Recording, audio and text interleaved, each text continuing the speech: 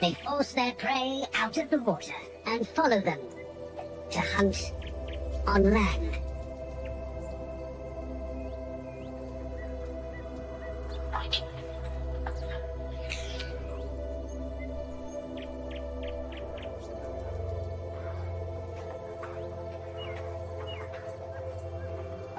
Now, removing the butterfish might appear to be a problem. But for the dolphin, it's easy. The little fish will slip out.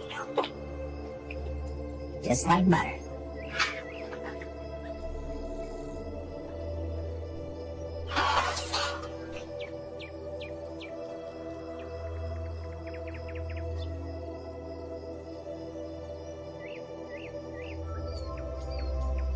In an ocean where you must make the most of any opportunity,